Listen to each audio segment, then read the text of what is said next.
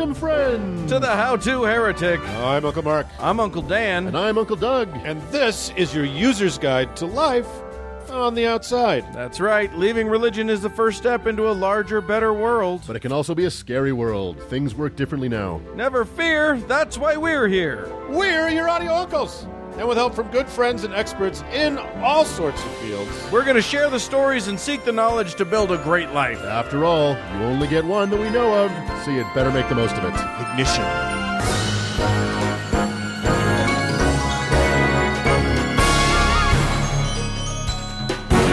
Gentlemen, Oh, friends. Huzzah. Here we are. here we are. We did it. Live in studio. Live on tape. Live on data chip, floppy disk, for another episode of all of the good news and the good things that religion can do to enrich your life. That's Yes, right. That's our goal. We aim to make you just to expand your religious horizons. That's Why right. join one? You can join them all. Yeah, do join them all. And Doug, you're going to talk about how the rules are made. I'm going to talk about what happens to Statler when Waldorf dies. Oh, I love it. Yes, Muppets indeed. never die. They just They just get put in a cupboard.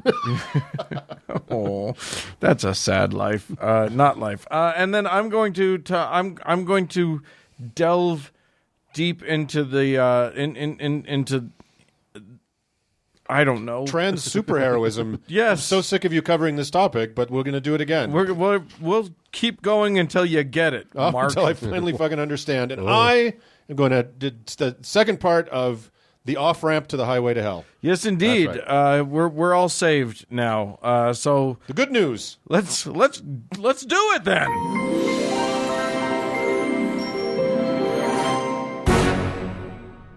Oh, Uncle Mark. Yes. We live in a land bountiful with Well, we're just south of Bountiful. a flowing font of white folk. That is We for have hot and cold running white folk, mostly cold. Mostly cold. And I think I'm getting an inkling. My power of discernment is telling me that Doug's going to talk about the employment situation among elderly white men. That's right. In the state of Utah. sure. Yes. Welfare for old white men. Yeah, very, very important.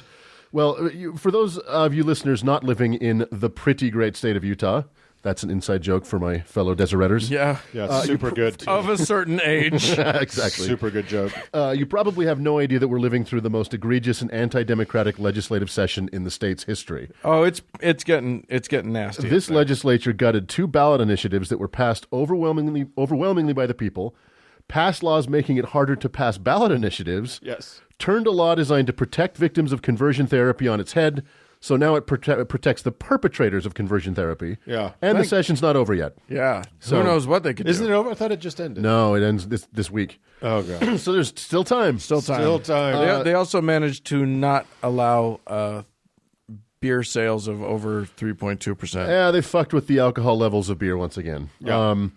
But they managed not to make it any better, is what I'm saying. Exactly. And because of gerrymandering, our legislature is 90% Mormon and unabashedly takes their marching orders from church leadership in nakedly unconstitutional ways. You can Yeah, hear it's like open. it's open. You can hear It is more legislators naked say than I think it's ever been Yeah. in my lifetime here. on the floor of the House or the Senate or in committees, you can hear legislators say, "Oh, you know what? I've got to check with the church on that." Yeah. I've heard them say it. Nobody knew Yeah. that covered wagons had a reverse gear. But boy, howdy, did they jam it in and stomp on the That's right. horse. So since The ox. since the state of Utah takes its direction from its ecclesiastical leaders, has it ever seemed to you, dear uncles, like the Mormon Church is just a wee bit behind the times in terms of our current social climate What? in this country? I mean, Blasphemy. know. I'm pretty sure that they just caught up to Leave It to Beaver. So Oh my God, that We're would be in, that would be a leap. Does it seem like the LDS Church's stances on LGBTQ issues, racial issues, gender roles, etc., seem to be stuck in the 19th century? I mean, I'll go with yes. I'll There's- see where this is going. There's a very specific structural reason for this, and it's the reason why this religion will never catch up to modern times. Those of you holding out hope that the church will modify its stances and join the rest of us in the 21st century are wasting your time. I would be happy with the early 20th century. That's right. Right? Yeah. And if any of you have family or friends that still practice Mormonism and are constantly making noises that things are changing, I'm looking at you, Mormons building bridges. Please have them listen to this segment. So Yeah, I would be happy if they caught up to the mores of the Coolidge administration. that's right. Yes, And for reasons we'll talk about, they will not. Yeah. So in order to explain how the church has painted itself into such a corner, we need to shed some light on the upper echelons of the Mormon church. Now, I want to be clear from the outset of this discussion that I am not being ageist. There is nothing wrong with working into your 80s and 90s, and I in no way mean to say that someone in their 80s or 90s can't run an organization. Yeah, we'll likely be shitting on religions well into our 90s. That's right. Well, by that time, our podcast will have taken effect, and they'll all be gone. We'll have won the war. In a sane paradise of reason and key parties. But as we'll discuss, the homogenized age, gender, race, and background of the Mormon church leadership is a problem. I just want to see the key parties that happen over at the Eagle Gate Apartments.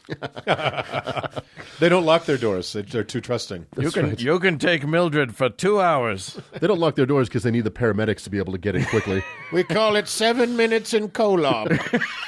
Oh, my God. All right, so We got off track. Sorry. we did. The Mormon church is You were led- going somewhere with it. I was. The way they use that Jell-O is astounding. Jello can be quite a lubricant. All right. The Mormon church is led by a body of 15 men, and up until 2018, only white men. The first presidency, which consists of the president and his 2 counselors, along with the quorum of the 12 apostles.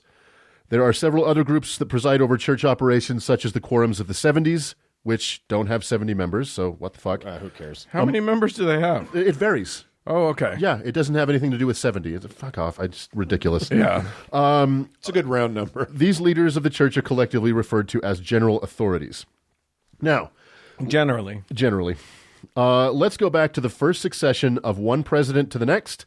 In 1844, Joseph Smith, the first prophet and founder of the church, was assassinated in Carthage, Illinois. Got his ass shot. That's right. A subject for another time. The gun violence in Chicago, its early roots. White on white violence. It was an eventuality that the self-proclaimed prophet, seer, and revelator failed to see coming. After his death, having not named a successor, the nascent church fell into what is called the succession crisis. Many thought that Hiram, Joseph's brother, was the heir apparent, but while it's never a good idea to entrust one's older brother with power, the point was moot because Hiram died with Joseph. So, the next candidate would have been Joseph's brother Samuel, but he mysteriously died only weeks after Joseph's death. Right. There is no evidence that this was foul play, but it wouldn't be surprising. There's no evidence that it ain't. That's right. That's right. It would be irresponsible not to speculate. That's right. Exactly. There was another brother, William, who would seem to have had a claim and even tried to make a play, but he was apparently the Eric Trump of the Smith family, and no one took his claim seriously. Wait, what about me? Yeah, kid, that's great. Nah. You're cute. Although many people vied for the title, the main schism rested on whether Mormonism was to be a lineal succession church or not. Joseph's oldest son was only 11, and although many chose to follow him or stay in the Midwest, including Emma Smith, the vast majority of the church decided to follow Brigham Young, who, while making his case to an assembled crowd, is said to have taken on the voice and countenance of Joseph Smith. Right. Which Bullshit. was just an excuse. Yeah. He was just he made the power play and it worked. That's right. Are you going to talk about how that was based on one woman's account? Much later, exactly. Right, It was right. total bullshit. It was backfilled story. Right. Yeah. But it was enough for the main body of credulous God-botherers to follow him, or at least it was a reason to. Polygamy was also an issue, as those practicing polygamy, or at least accepting of it, followed Brigham, while those who rejected it stayed back in the Midwest. By the way, P.S. This group that splintered off to follow Joseph's son Yeah. and Emma Yeah. became the reorganized Church of Jesus Christ of Latter-day Saints, which is now called the Community of Christ. They still do not acknowledge that Joseph was ever polygamous. That's right. They're a bunch, really? Yeah. They that's their thing. I thought they were a little more straight up about all this shit. No, all a they're filthy more lie. straight. They're actually like super badass about a lot of stuff. They Yeah. ordained women I think they to have the a woman, priesthood. prophet. I'm not sure I think about so. that. I think they do. They had But to though, because it was a heritage religion, and they were one prophet only had daughters, so they okay. had to make a change. So I mean, but they also It's like Henry VIII. They do Fuck gay- it, I guess she's queen. they've been doing gay marriages for a while now. Yeah, okay. Pretty early on. They but were odd that they would deny the polygamy, which is Right. historically factual. I mean, there's no way to deny it. It's impossible to know what would have happened if one of the other claimants, such as Sidney Rigdon, Oliver Cowdery, or James Strang, had won the battle. But American history would certainly be very different, and the three of us wouldn't be sitting here today. They all won their own battles. They all had splinter sects. They all got that a went Pontiac. on. but most of them fizzled out. Pretty. But how much cooler is it to say you're a Strangite? than Cooler. a Brighamite. So after that schismatic mess, the church instituted a more orderly process of succession. So now, when a Mormon prophet dies, the new prophet is selected with all the pomp and circumstance of a quarterly corporate board meeting. Right. The first presidency is dissolved, and the two counselors revert back to their former ranks, and then the longest-serving apostle is automatically the new prophet. Ta-da! As God intended. Exactly. Although there is a sustaining vote that must be unanimous, it's a mere formality. Yeah. So now the new prophet then And selects then the his white counselors. smoke comes out Yes, of exactly. the trumpet of Moroni. Instead of white smoke issuing from the chimney of the Vatican, Mormons receive a memo reminder to update their action items. Right. Yeah, the white smoke comes out of hires Right. on 7th East. It's a burger joint. Yes. Yeah. So Mormons brag about this system because they think it's done in such an orderly and predetermined way. There is no jockeying for power or electioneering like those filthy Catholics. Right. So seniority is all important. But you could trip the old guy if you needed to. That's right. Seniority is all important. Your proximity to the crown is determined entirely by the date you became an apostle. Now, this sets up a couple potential future crises because apostles Uchtdorf and Bednar, apostles Rasband, Stevenson, and Runland, and apostles Gong and Soers were promoted at the same general conferences in 2004, 15, and 18, respectively. So assuming none of them die when their number comes up, there could be more than one apostle eligible for the big chair. Fight. If there is a process for this eventuality, I couldn't find it, and I couldn't even find if this has ever happened before. So if the church is looking for ideas for how to deal with this potential second succession crisis, I have a couple recommendations. Thunderdome. Number one, do the wrong thing, where the two potentials are forced, Clockwork Orange style, to watch Black Klansman. The first one to lose control and blurt out the N-word loses. Number two. Or does he win? Or does he win? Yeah. That's called race chicken, Number two. Which is also racist. which is also racist. Number two, jazzy jousting. This one kind of explains itself.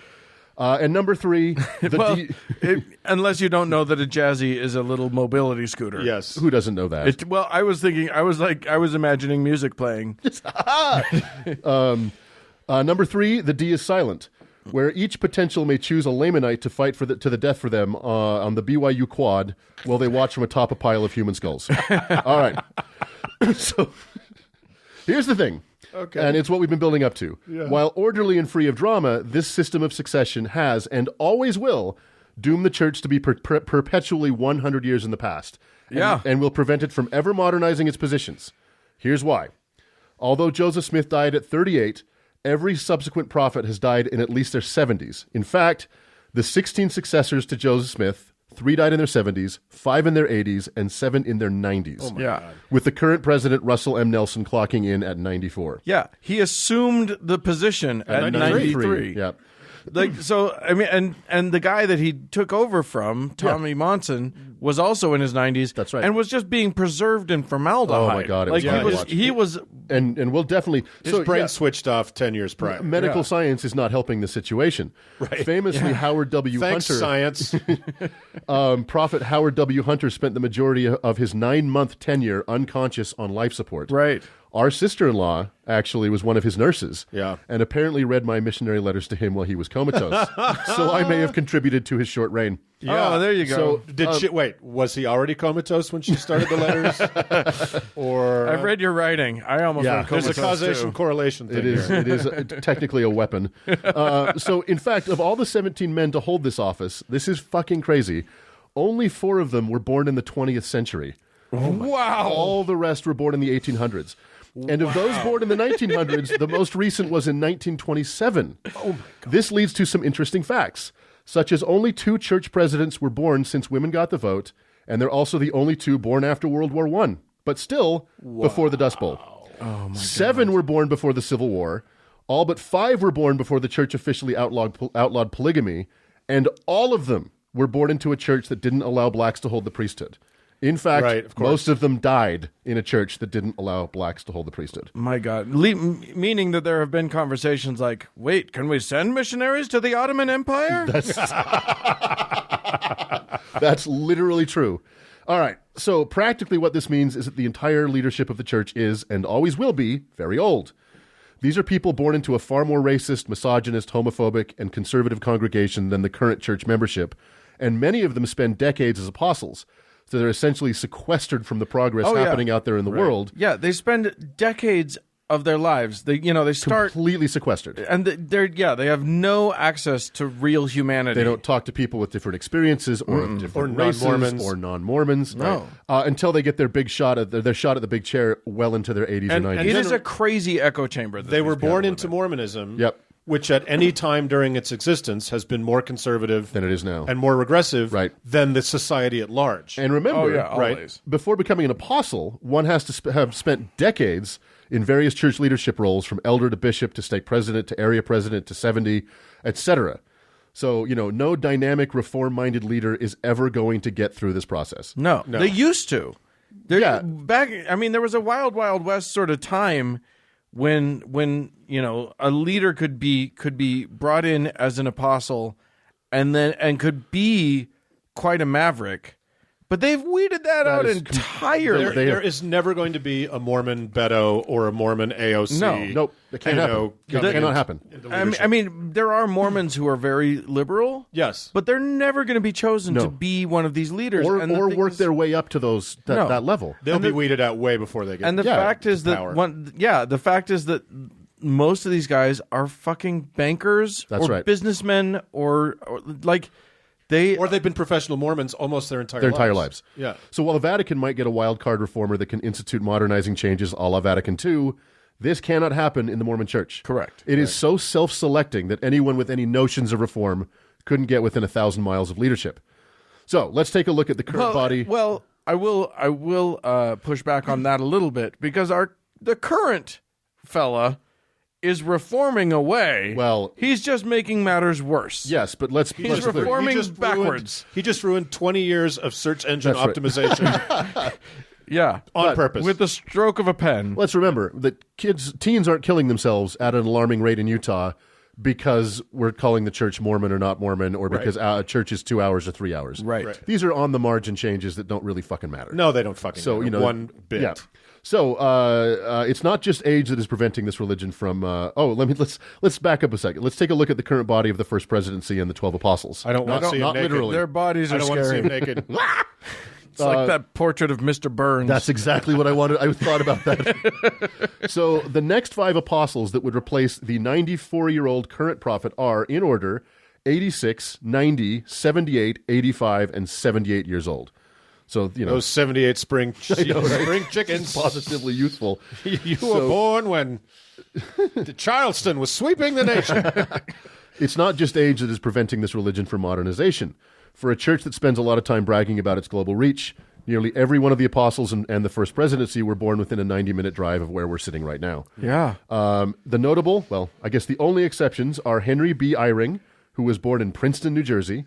Wow. Dieter F. Uchtdorf, who was born in Marsic, Austria, Germany. And love he's the bad boy of the boy band of the apostles. Right. But I like how you said Austro-Germany because it was not Germany. That's right. It was the Habsburg Empire. Right? And lastly, Ulysses Soares, who was born in Sao Paulo, Brazil. Oh, wow. We'll talk about him in a sec. That dude will never be the prophet. Oh, God, no. Never. All the rest were born in Utah with a couple in California. So it's a very regionally specific leadership of a global church. Right. Yeah. In the last general conference, the 2 newest members and obvious diversity hires were the aforementioned Ulysses Soares and Garrett W. Gong, who hails all the way from Redwood City, California. Right, but he has that name. How He exotic. these are the first 2 non-white apostles in the nearly 200-year history of the Mormon Church. Soares, by the way, Don't they have some other Latinos? not in the 12 apostles. They did in the not in the 70s. core. Okay. They did in the 70s. Oh, yeah, down in the garbage Down in dump. exactly. That is the quorum of the 70s. Service door of Mormon leadership. Soares, by the way, is the youngest apostle at a youthful 60. So all he's got to do to inject that youth directly into the bloodstream of the presidency is wait until 14 other people meet their medically postponed fate. Right. So it's hard to imagine an organization run almost entirely by very old white men from the same rural area code getting woke with regard to transgender issues, or that a group of people who were forced through gritted teeth to admit that black people weren't cursed by God are going to empathize with Black Lives Matter. Right. And before any defenders of the faith try to convince me that the church can change and point to the 1890 abolition of polygamy or the 1978 acceptance of black people as fully human, firstly, you have set a mighty low bar. And secondly, the church made these changes not because of modernizing forces within or moral awakenings, but because of existential external crises. Yeah. The threat of federal invasion in the first case and the possible loss of tax-exempt status in the second. So, and not for nothing, but in both instances, people left the church in droves because of those changes. Yep. Right. So sure, if the church faces another external existential crisis in the future, they may have to make some changes. But letters to the editor or the earnest bearing of one's testimony is not going to do the trick. No. If people want the Mormon church to change, they need to change it from the outside. If you are going to influence it from within, I'm sorry, but you are playing on their field and they own the refs. Yeah. You are trying to modify a church that is incapable of modification. You're trying to modernize a church that is incapable of modernization. You are trying to fly a steam locomotive to the moon. The difference between trying to modernize the Mormon church from within and polishing the brass on the Titanic is that at least the brass got polished. So, lastly, and I just say, if their tax-exempt status is threatened, if BYU can't play in any bowl games, or if there is a big enough mass exodus to cut off their tithing revenue and make national news, you may see the church make some changes. But short of that, I am on firm ground to say that the Mormon church will continue to be the proud cause of teen suicide for the foreseeable future. Yep. That is the way it is designed. They are hemorrhaging members. They are. And that hemorrhage will the dam that's holding back even the people that are staying is threatening to That's burst. Right. So Yeah. I think I heard that they're retaining less than 50% of their young people at this point. Yeah. So they're going to have to do something. Yep. But are they convinced of that is the only question. Absolutely not. And boy, the only advice that they take is from them. That's right. And within an echo chamber, when everybody congratulates each other on how shitty they can be, The echoiest of echo chambers. it's Until that time, let's have some Schadenfreude watching 95-year-old bigots struggle with the remote control of modernity. right. And until then, let us move on. Doing it.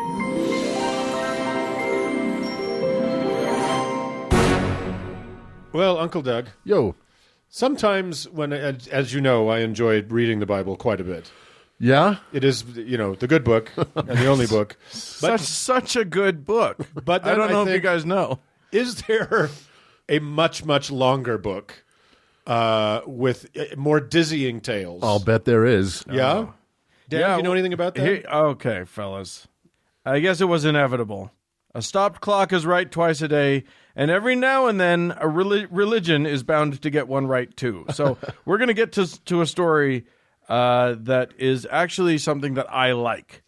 Praising religion isn't really the corner we work here. Don't worry too much, Okay. because while they were totally on the right track on this one, they managed to fuck it up in the end. They didn't stick the landing. Don't worry about it. Okay, good. It'll all turn out bad in the end. Which All is, right. which is how we roll. Religion. It'll all turn out bad in the end.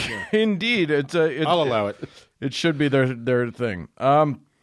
Well, I should say somebody managed to fuck it up, because this is in part, at least, a story of one religion influencing another, and as is so often the case with us super advanced monkeys, when two conflicting sets of beliefs meet, the wrongest one often prevails. I was going to say it always ends in moida. Right. Yeah.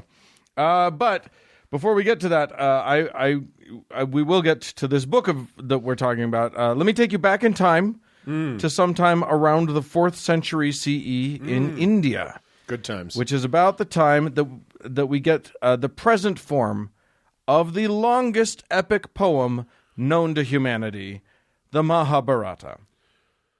Why epic poetry? Apparently cataloging the probably fictitious rises and falls of Hinduism between 400 BCE and 200 CE is too boring to just stick to prose. Why not make that shit a challenge? Yeah. So if you think the Bible is an impenetrable mess of a read, just be super glad that most of it isn't written in verse. That's right. It doesn't rhyme. Yeah.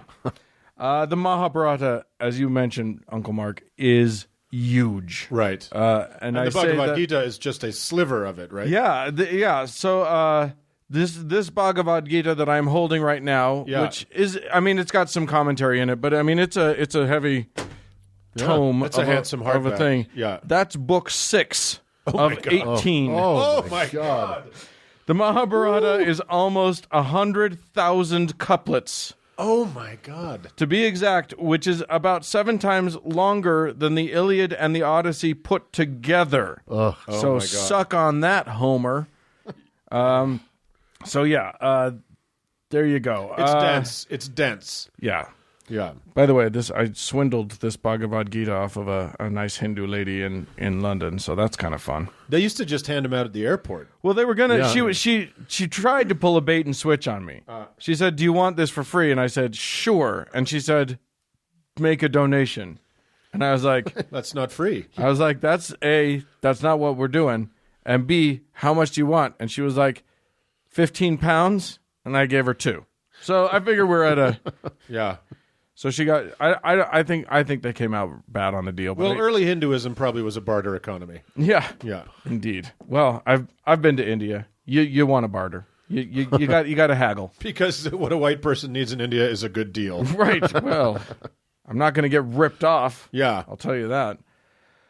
Anyhow, this astounding text is foundational to the Hindu religion. It's considered a guide for how good Hindus are to live and to conduct themselves, and because all humans are basically the same and all religions are all just tools for small groups of humans to manipulate and control much larger groups of humans, the Mahabharata can be used to teach pretty much any message a sadhu or guru feels like spewing. So it's unlike the other great texts of the world. that way. Yeah, completely unlike. Yeah, Right. It's unique in that respect. Right. No, just like the Bible or the Quran, the Mahabharata has stories that are convenient to talk about and stories that are far more convenient to skip. So the prejudiced du jour can stand without annoyance of too much questioning getting in the way. And it's easy enough when telling the hand-picked stories to manipulate the details into an interpretation that serves your desired narrative. So that's exactly what I'm going to do. Today's reading is the story of the warrior who brought down an invincible tyrant. That warrior is Shikandi. Shikandi. That's right. Shikandi forever. I'm Team Shikandi. Yeah, you are. Yeah. And you'll stick with that later on as we get through this. But we got to start the story with a young woman named Amba. Amba was the daughter of the king of Kashi. Kashi was a kingdom in India, the capital of which was Varanasi, which is actually, incidentally, very close to Sarnath, where the Buddha started preaching. But now I'm crossing the streams. So, anywho. Yeah, this is some Marvel DC shit. So let's just Yeah, we'll just stick with the Marvel here. Yeah, exactly. Anywho, Amba and her sisters Ambika and Ambalika. Apparently, Mormons aren't the only ones who annoyingly name their kids this way. I was about Right. to say, was Joseph Smith a Hindu? Right, exactly. Were kidnapped by the powerful Bhishma as punishment to Kashi for being flavorless and having the worst texture of all the breakfast cereals. I didn't make that joke, thank you. 'Cause I thought it was in poor taste. Yes, indeed. And it does taste bad. Yes, it is cardboard in a box. Anyway, Bhishma decided to marry the girls off to a buddy of his, but Amba protested, saying that she was already totes in love with some other dude. Bhishma, not wanting to be the dickish kind of kidnapper, was like, oh, okay, cool, off you go then, and sent her to marry her true love, Salwa. A simpler time where you could hope for a better class of kidnappers. wasn't it? Right? Don't we all wish for that? Unfortunately, nobody consulted with Salwa, who was not on board. He had just lost a big battle with Bhishma and was still being a little titty baby about it, and he rejected her proposal. Oopsie-doo. So Amba went back to Bhishma, and because the most important thing a woman can be in the whole universe is married, she demanded that Bhishma marry her, which feels like a pretty bold move from a kidnapped victim. But even that powerful... Or what we traditionally call a woman Yes, indeed. in the religious sphere. Right. But even her powerful Stockholm Syndrome failed her because... Because Stockholm wasn't invented yet. Right, correct. Yes. Ding. No, because what she didn't know was that Bhishma had taken a vow of celibacy. So, no dice. Oh, that sucks. Well, hell hath no fury like a woman scorned, so Amba she vowed to kill Bhishma, Whoa. which is no small feat considering that he was A, possibly the greatest warrior of the time, and B, also had some magic protection making him incapable of dying until he chose to. So, that's a pretty nifty trick. Yeah. It's a for nice a warrior. superpower. Yeah. At this point, you'd think that Amba would take the route so many women in holy texts would take, and somehow summon her womanly wiles to trick him into doing something boneheaded that would get him killed. For more on this tactic, please refer to the Samson story in episode 21. The totally sensible Samson story. Right. They are all totally sensible, Mark. So she loomed his hair into a big placemat. Into it. She weaved him. She tied two octopuses together. And released, set them on fire. Anyway, that's not how Amba... And then she went about trying to kill him. Right, yes.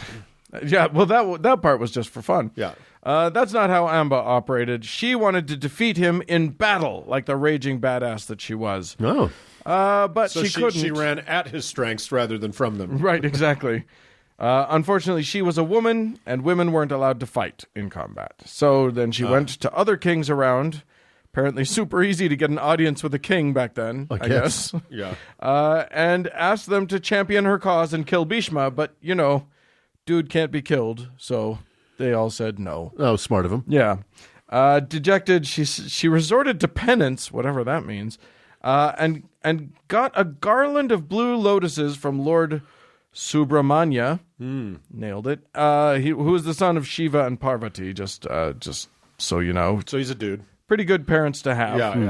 Yeah. And he was also sort of the commander-in-chief of the gods, military leader of the gods. In addition to being a florist. Right, yes, indeed. He had hobbies. Pretty neat. I like that he had a softer side. Yeah. I think that's cool. He was a pretty good guy to get a garland from because it was prophesied that that whoever wore that garland would defeat Bhishma. So pretty neat stuff. Yeah. So she starts shopping the garland around, like, who's going to champion me now? I've got the garland that says you're going to defeat Bhishma, but they were all still too afraid, and nobody would still attempt it. So she was defeated and trapped in a sexist world. So she did what any good feminist would do, which was... She put the garland on. She drowned a baby. That's right. She hung the garland on some king's gate and killed herself. Oh. Okay. But this was not some... That took a turn. Yes, indeed. But far from being a defeatist act of petulance, this was the Hindu world. She was running down the clock. Amba was using reincarnation to her advantage. Oh. She was reborn, but after growing up as her new self, she realized that the world hadn't changed enough, so she did it again. And again. And again. She kept killing herself until finally she was reborn as Shikandini, the Disney princess daughter of Drupada, the king of Panchala. Oh, so she was still a female. Still a female. Okay. And still human. Now, did I make all of those names up? Maybe. How would you know? Yes, still a human and definitely still a woman. So there's no downgrade in Hinduism for suicide? Not in this story. No downgrade nor upgrade. No, you just lateral move the whole time. I like how this is kind of a riff on Groundhog Day. Right. Instead of living the same day over and over, she just keeps trying to project herself through time. Indeed. Anyway, at some point, Shikandini asked her dad if it was okay for a woman to go into battle yet. And no, it wasn't. So, in her anger and disappointment, she went for a walk and saw a lotus garland hanging on her father's gate. So, feeling festive, wanting to be a little pretty, I guess, she just chucked it on. And seeing it, and knowing what it meant, her father flipped out and banished her so as to avoid having Bhishma storm in and kill Buddy's ass. So, Shikandini wandered out into the woods where she met a magic dude called a yaksha, which is like a fairy or a wood nymph or something. All right. And they were chatting and, just shooting the shit, whatever. And he decided, you know what? You want to be a guy so you can beat this Bhishma dude. And I'm soups curious about what it would be like to be a chick. Want to switch junk? Whoa. That was a very early, era for this procedure. Yes, indeed. Bada bing, bada boom. Shikandini becomes Shikandi, the first post-op trans man in history. Whoa. And not only that, transplant trans. Yeah. man, right? Yeah. So So it wasn't modifying their own situation. It No. was swap. Wow, this is Yeah. something. This is very progressive. very progressive. Yes. So, newly packin', Shikandi joins the army that's been fighting Bhishma. Now, this army's at their wits' end because, you can't kill the guy, and he's got the best army in the world. You just need a very feminine trans man with a blue flower necklace. Right? Yes. That's what they were waiting for. Oh, and also, there's a thing about as long as Bhishma's bow is raised, he's the deadliest guy in the world. Ah. He will arrow you to death quite quickly. Toot sweet. So he's more dangerous when he's shooting arrows than when he's not. Wow. Okay, yeah. I think you've got a handle on it. Well done. These weird old stories. I know, they don't make any sense. But Krishna was fighting with them, and he had a plan. He put Shikandi and Arjuna, his best archer, on his chariot and sent them at Bhishma. When Bhishma saw them, he somehow knew that Shikandi used to be Amba. I don't know how, but he knew it. And he got furious that they would send a woman out to fight him. So, like an idiot, he lowered his bow because he would never raise his bow at a woman, even though this was a trans man. This is the first instance of, I think maybe they also, this attack occurred in a public restroom, and he was just Right. just beside himself. I can't believe that our president didn't have this story in mind Right? when he instituted his ban on trans people in the military.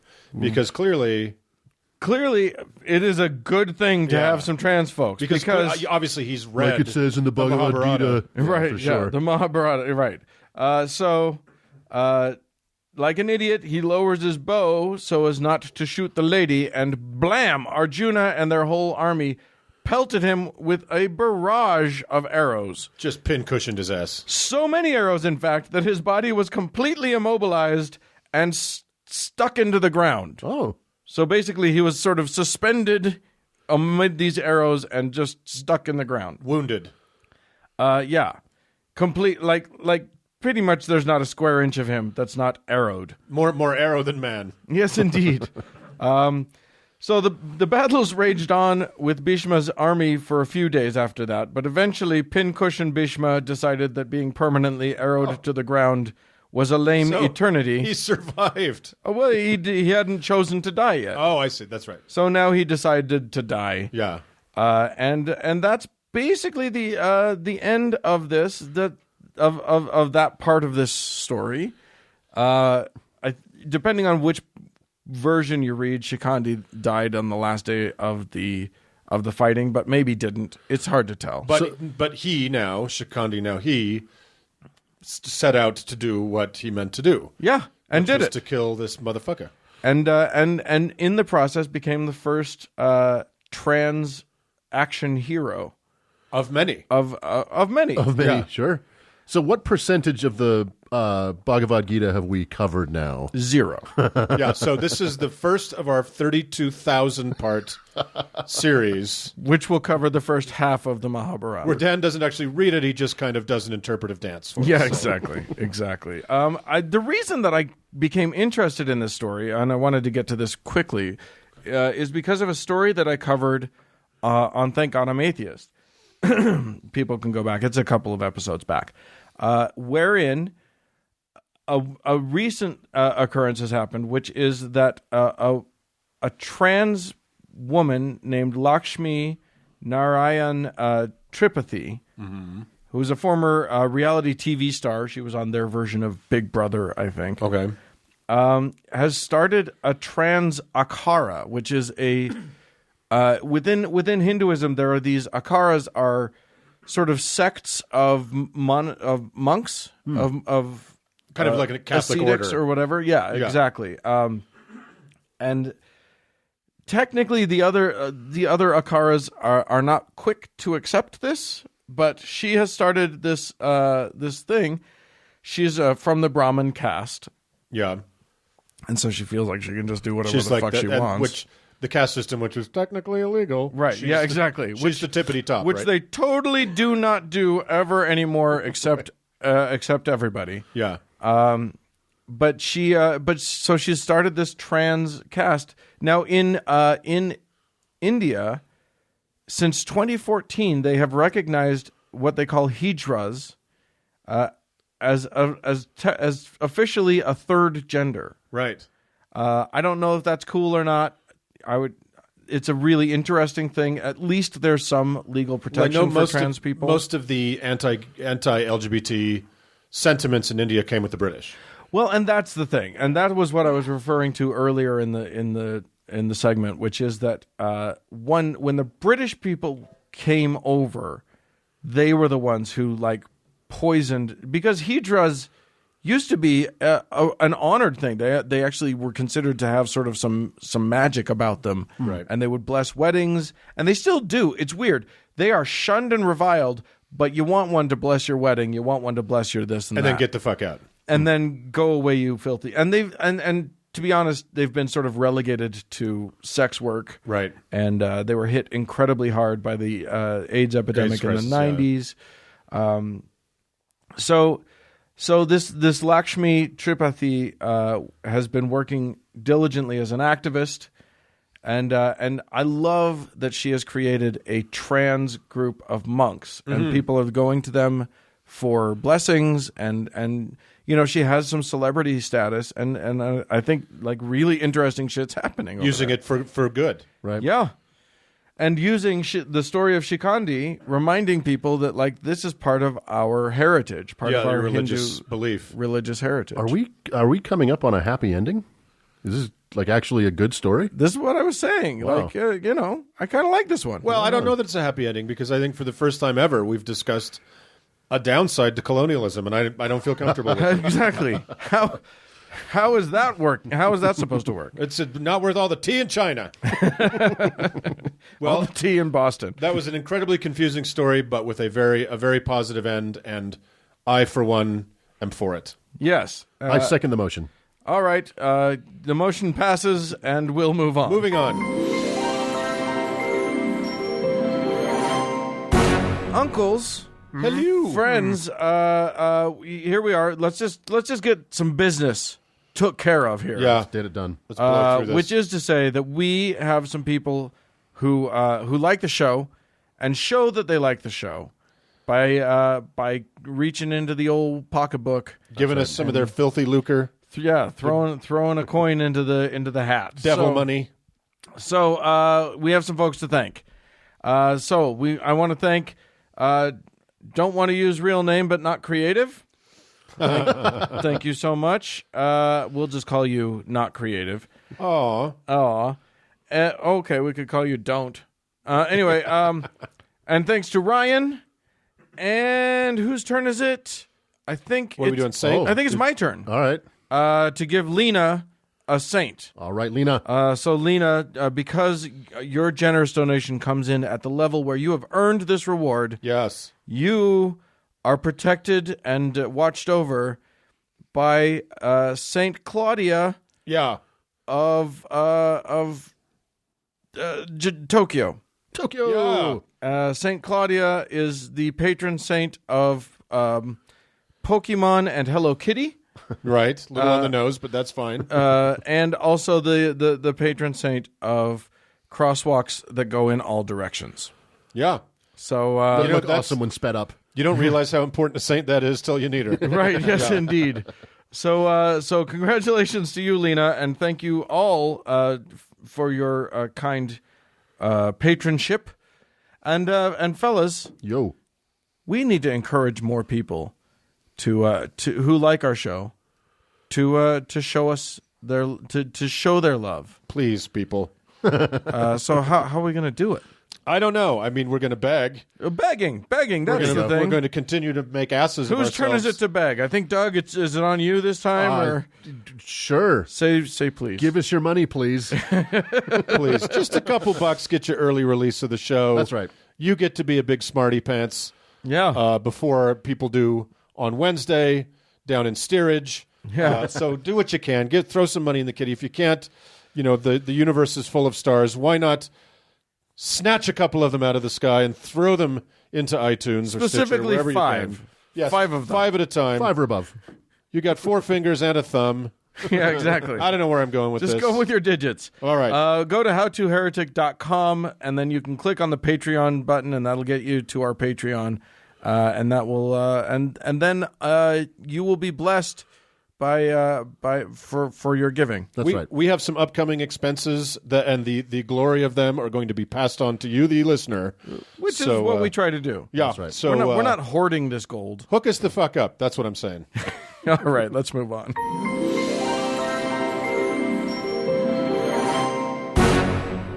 Hey, Doug. Yo. You remember last week or the week before, one of these weeks where we were recording, Nope. and Mark was just talking nonstop about, I don't know, bunch of bullshit. I'm like a goldfish. I only remember the moment before and after this moment. In that he swims in his own poo. That's right. Well, okay, Uncle Mark, I remember it a little bit. Thank you. You I put a lot of work into that. You went to hell, is what you did. I took us to hell and realized, it's not actually a place. There's no there. Surprise! The closest thing is a garbage dump outside of Jerusalem that now on Google Earth looks like a very pleasant valley with a municipal road through it. So, it's not. I would just have imagined a nice suburban subdivision. They paved over hell. yeah, it's not a settler area yet. So far it looks like somebody's lawn. So, Gehenna, go check it out. So, last week we kind of talked about the hell of the Bible, or rather that hell is not really in the Bible. If you haven't heard it, go back and check last week out before you listen to this It's segment. very upsetting. But to summarize, All the things that you thought you knew. all the things you thought you knew are bullshit. It's kind of the Santa Claus of the Bible. All the things in the Bible are the Santa Claus of the Bible. Wait, what? To summarize, Oh, no. oh boy, I've really stepped in it this time. The much later insertion of hell into the Bible to clean up the messes that the 4 words that most people think are shorthand or folk names for hell is dumb, obviously not canon, and it's sloppy work to boot. Then we track the 5th century invention of the, quote, modern concept of hell and how it was fine-tuned and beta-tested for maximum terrorism over the centuries. So, for these and so many other reasons, should you believe in or be afraid of hell? The short answer is no. Also, the only answer is no. The long answer, also no. Is hell no. So we could end it. We could end it there. We could end it there. So this is going to turn into a little bit of a how-to think about and contend with the idea of hell if it was something that was rammed into you without consent. So Which all of religion was. typically, yes. So I asked the good people of the internet to share their experiences with the fairy tale of hell, either in the past or the present, and I'm grateful for all the feedback. I'm sorry, there's no way we can possibly get to all of them. So here are some Uncle Mark, I excerpts. feel like you made some promises. You got to get to all of it. All right, strap in, pack a lunch. So here are some excerpts from the avalanche of stories that flooded in, and there was a ton. So this is all very pleasant. From listener Mikey, fear of hell was the only thing that kept me in religion. I've never had any sort of spiritual feelings from religion and rejected the ideals that my church preached. I was getting nothing from religion except an intense fear that I was defective and God was going to punish me in this life and send me to hell for not believing enough. Yeah. I constantly heard from others about how they, quote, love Jesus, but to me, that sentiment was baffling. You don't love Jesus, you fear him, and I did. Wow. And this was, maybe I'll include it in the show notes. Mikey went to a church with a lunatic who did chalk drawings of hell while he preached. Well, you know what? You got to get a gimmick, and I approve. I feel like this is a That's a good gimmick. It was a good gimmick. It's the guy had it was a multitasking lunatic. So Yeah, Was there like we a- all watched a video of this guy, and yeah, one of you said he was the Bob Ross of. he said, Demonic Bob Ross. Yeah, the Bob Ross of hell. Is somebody playing like a standing bass while he does this, like beat poetry? Nope.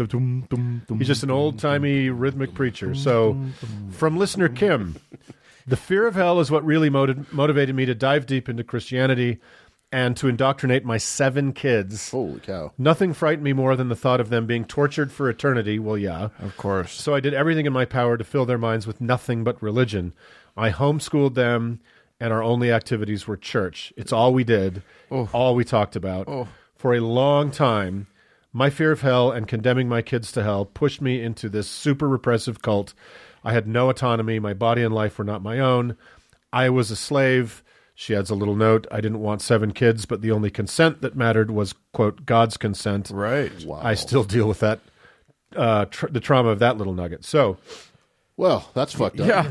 Yeah. In order to save your kids from hell, you created it for them. yeah, and Right. Kim later in an email talked about how much guilt she's got wrapped up in that. And Yeah, and that's what I mean. I'm sure we'll get to this in the conversation, but listen, you were under the influence of some pretty heavy duty Right. bullshit. So Yes. I think we can all kind of release ourselves from a lot of the responsibility. Not well, I mean, you just don't know better. people like Kim and a lot of the other people that wrote in, yes, you were under the influence, but now you're not. Yeah. And you know that.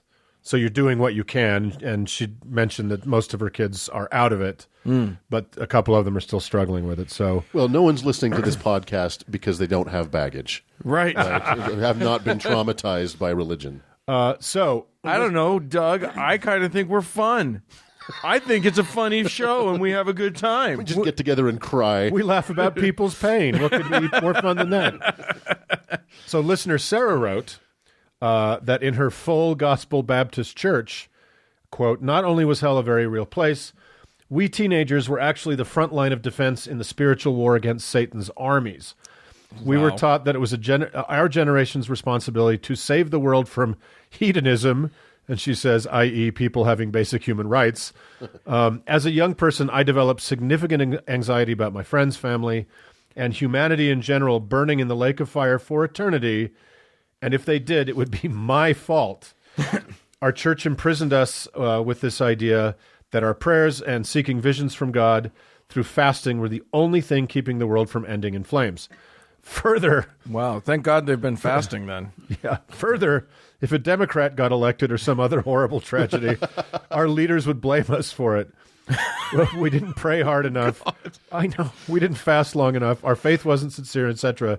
So I spent several years as a teenager going through periods of starving myself or freaking people out with aggressive evangelism, believing if I didn't do these things, they wouldn't go to heaven. Yeah? Boy, election night 2008 must have been a terrible night for Sarah. Oof, poor kid. Yeah. Hopefully we can deliver an equally terrible night Let us pray. in 2020.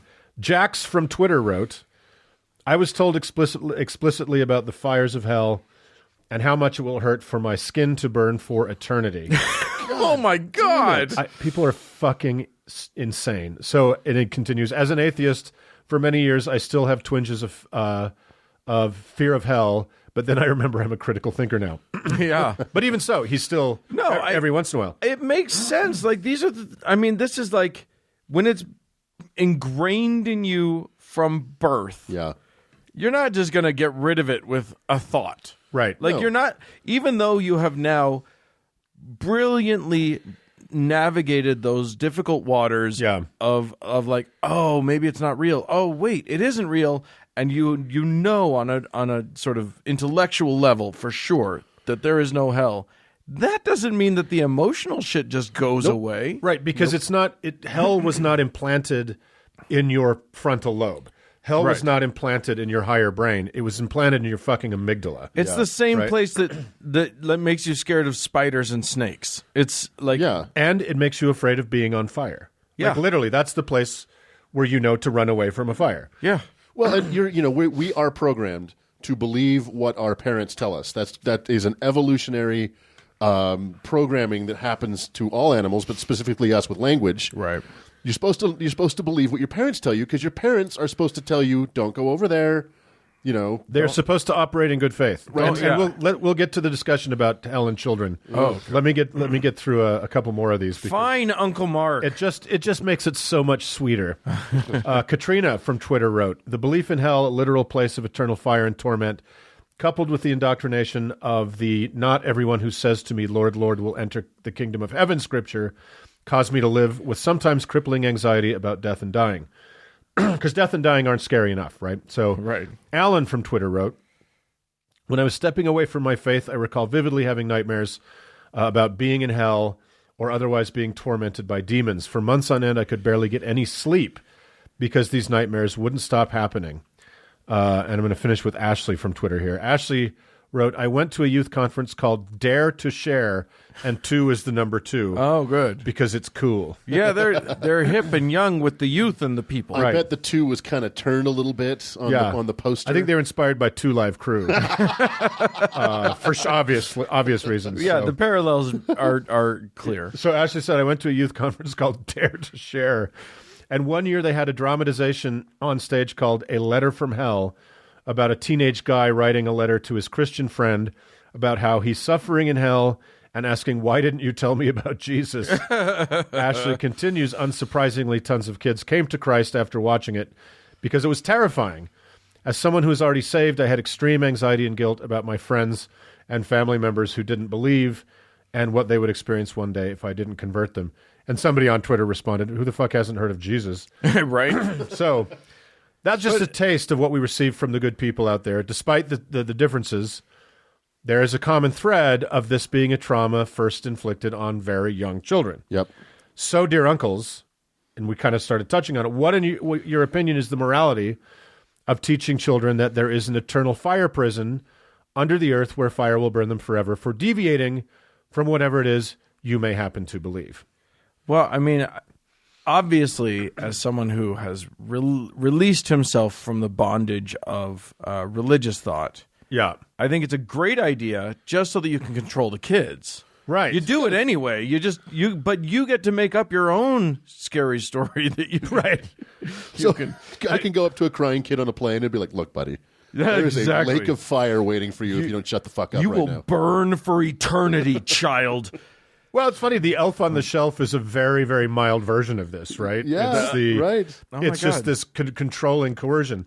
But think of it this way: if I went to if I went up to a parent and a kid in the park, right? Just a random stranger walks up to a 6-year-old and said, "Hey, see that tree over there?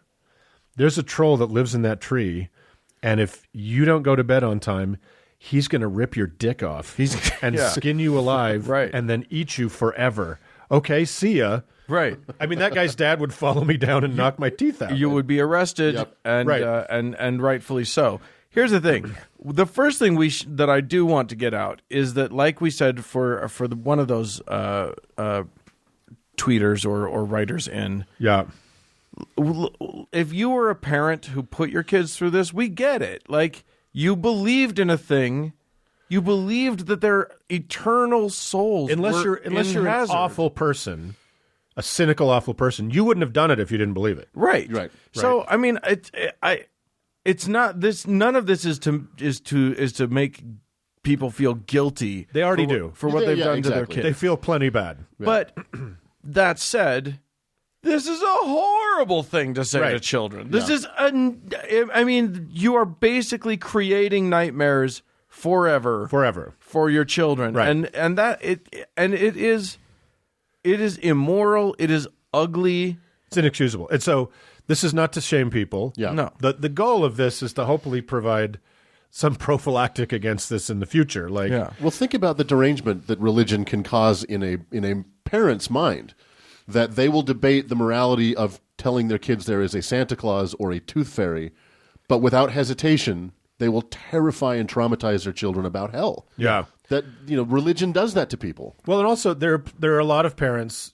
Ours were a little bit like this, where they use church, the church experience to kind of outsource some parenting to the kids can be there for a few hours. They can go to Sunday school, and they might not really be thinking about what's happening there. Right. Right. And I think you need to think about what's happening there. Yeah. Well, and also there's this, there's a sense of This is also a thing that's present in the minds of these parents. So when a kid, for instance, says, "Mom, Dad, I think I'm gay," or "Mom," or any number of things, they suddenly realize, well, shit, I've lost this one. If I can't bring them back into the fold, I have to cut them off because Jesus will put me into that fire. Yep. And it's so yeah. I mean, it's not just the evil that the trauma that you're implanting into your child. You yourself are also traumatized, and it can cause you to do horrific things. Right. This is like the cycle of abuse. Yeah. Right. It's very hard if you've come from an abusive situation, whether it was physical or psychological or sexual or whatever. It can be very, very hard to break that cycle. And this is an emotional, mental form of abuse. And it's so terrifying that parents will perpetrate it on their children. Right. Yeah. Because they're so scared of the whole prospect. Right. And it's specifically designed so that in order to avoid hell, if you believe in hell, you have to implant the people around you with the same fear. It's completely insidious. It's a virus that is programmed to self-replicate. And what's funny about it, too, is, one of the first questions you get asked as an atheist by particularly Christians is, well, what do you think happens after we die? Yeah. And, our response is, well, my response at least is, I don't know. I think nothing. Yeah. Which, in the context of this conversation, would be a relief. Yeah. Yeah. There's no lake of fire waiting for me. There's Right. no eternal misery. Shouldn't you be happy about that at least? Yeah. And so that kind of I should say there's a funny aside. A guy tweeted in about this whole children thing. Adam from Twitter, who said, "I do confess, as a youth minister, I showed a clip of Tim Curry as the horned beast from Legend as an illustration of hell." So ashamed of that now. But it gets to this other question, which is leaving the children thing aside. What is the morality of thinking that the Jewish family down the street or the gay guy up the way are going to spend eternity swimming in lava because some random guy in your church who believes that the Left Behind series is prophetic said so? Or what is the morality of wanting people who read a very slightly different version of the Bible than you do to spend countless billions of years in the 3 million degree Kelvin incinerator that is hell? Or fucking just another Christian who doesn't Christian hard enough. That's another element of this insanity is hell is not just for Hitler. No. If you're a Christian. Hell is for the Lutherans. Yeah. And hell is for, what is it, the United Methodists that just split? Yeah, or Hell is for the other side. right. Whoever's not Christianing my way and my way to the correct degree. The perfectly religious Jewish family that worships the same God you do. Right. A guy who's just one sin below the line. Yep. Yeah. And then he jaywalked one too many times. Does the ritual wrong or doesn't pronounce the word right. Right. Everyone's going to hell. As we talked about last week in that British children's book of hell, the girl who wore her dress about the town. Right. Yeah. Right? Exactly. She's going to hell forever. Yeah. So Enjoy your fire dress. there are people in every let's just leave it with the United States for a moment. There are people in every fucking neighborhood in this country who you pass on the street and you wave as you drive by, your neighbors. Yeah. Yeah. Who look at you, and in their mind, it's completely okay to think that single man or that divorced woman is going to burn forever, and that's fine. Right. It's how it has to be. That is so psychotic to me. It is. There's nothing good that can come from it. I Right. mean, and even if it's a motivator to do good things, there are a million better motivations for someone to do a good thing than the belief that you or they will end up in hell forever. Yeah. There's no good that comes from this. There is no good. There is no good at all. I mean, parents Yeah. thinking that their queer kid or whatever, their kid that just doesn't go to church every Sunday, Right. their own child is going to burn in hell forever. We don't talk about this enough as a society. Right. I agree. We do not talk about the fact that there is this psychosis abroad in the land where people think this is an acceptable thing. Right. Obviously, they haven't done any of the examination to figure out what the evolution of the idea of Christian hell is, Right. and how absurd it is. But leaving that aside, they accept that there is an eternal furnace where their fellow citizens, people on the PTA board. Nearly everybody. Their kids' teacher. Nearly everybody Yeah. in the world is going to go. Right. Entire civilizations that just happened to be born without Jesus. Yep. Yeah, I mean, as we talked about in the first segment, the Old Testament prophets Yeah. are in hell. Right. Because Jesus hadn't come yet. So, I personally think that's part of the reason, at least in this country, our criminal justice system is so fucking awful. Right. Because the good Christian men that write the laws, they think the torments of hell are a perfectly good thing for bad people to suffer. And secondly, throw a kid into solitary for 20 years because it's not as bad as hell. Right. Yeah, and It's an infection. Well, and it also presents a model of punishment. And frankly, for adult humans, punishment means nothing. You know what I mean? Punitive, punishment isn't what people are trying to avoid. What we should be doing with imprisoned people is attempts at rehabilitation. Yes, exactly. And- not retribution, but rehabilitation. Right. We should be enfranchising people back into society so that they can be productive members of society rather than punishing them and then just ensuring that once they get out, they are broken people or they are Who can never That's function exactly again. right. or they go back to Crime. criminal ways. But this belief in hell and eternal punishment informs these people who are passing laws that make it so ex-felons can't vote, the extending prison sentences for all kinds of crimes. The whole idea is you do something wrong, you pay a debt to society. Once you've paid that debt, you're back. Right. But if you believe that evil is forever and punishment is forever, then you throw away the key. Yeah, and on top of that, if you believe that it says several times in the Bible and other canons that people are a certain color because of sin in a different life, That's right. then what does it fucking matter? This is such an infection on every level of our society. So I'll kind of close it up by saying, hell as we know again, which is not really in the Bible, and the Bible cannot be used for evidence of it, is a form of terrorism. It's a preposterous lie and an inexcusable form of abuse to plant in the fertile, trusting mind of children. It causes a lifelong, and our listeners talk about this in all of the things they send in, it causes a lifelong series of traumas that some people can never escape, even if they want to. It disfigures the human mind and makes living an intellectually and emotionally free, healthy life nearly impossible. Yeah. Consciously mutilating another person, especially a child in this way, ought to be a fucking crime. So, here's my how-to advice on this.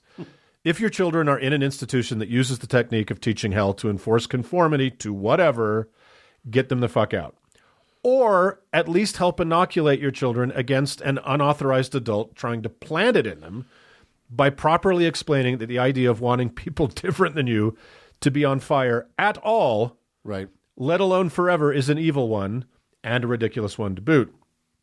And just as infuriatingly, there was a story about that kid who killed himself, and the Catholic priest got up and said, well, he's in hell now, and like teenager, right? So the process of losing a loved one is pretty fucking awful.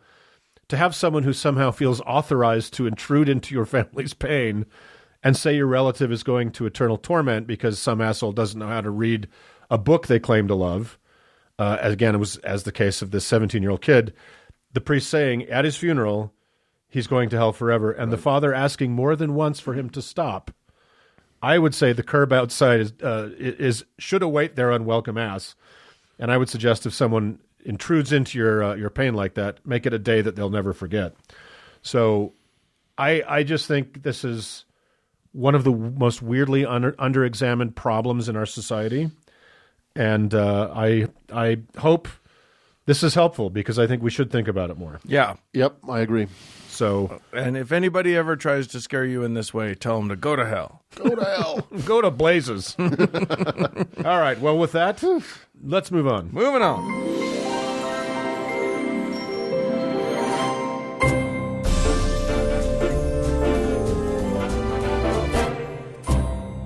Well, friends, friends, that's it for this week's show. Aw, well, we'd love to hear from you. If you have a book that you've written that's over 100,000 couplets, send us an email at howto@howtoheretic.com. Or if you're more arrow than man, call 911. But after you've done that, tell us about your experience at 903-88-HOW-TO, which is 903-884-6986.